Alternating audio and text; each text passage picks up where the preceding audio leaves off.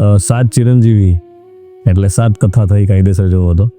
અને બધી કથા એટલી સરસ છે કારણ કે આપણે બેઝિકથી હું તમને સમજાવીશ અને ઇઝી લેંગ્વેજમાં સમજાવીશ કે 7 ચિરંજીવી કોણ છે, અત્યારે ક્યાં છે, એમનો હેતુ શું હતો ભાઈ, અને એ હવે એમને અંત ક્યારે થશે, લાઈક એમનું મુક્તિ ક્યારે થશે ભાઈ.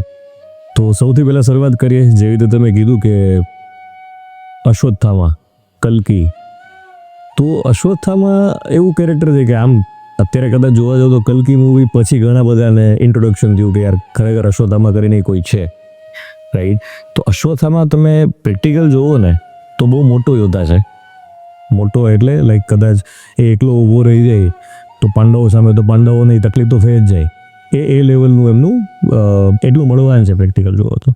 અચ્છા, હવે એમનો જન્મ તો કે દ્રોણાચાર્યના ઘરે.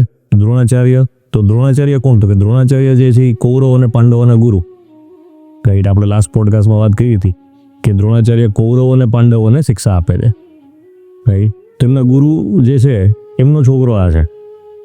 ઓકે, અશ્વત્થામાની સ્ટોરી એક છે સરસ મજાની મને યાદ આવી અને જે દ્રોણાચાર્યને કનેક્ટ કરે છે. હવે એક ટાઈમ એવો હતો મહાભારતમાં દ્રોણાચાર્યની એન્ટ્રી ક્યારે થઈ કે જ્યારે કૌરવોનું જે લીડિંગ કરતા હતા પહેલાં જે આગેવાની જે કરતા હતા ને એ હતા ભીષ્મ પિતામહ.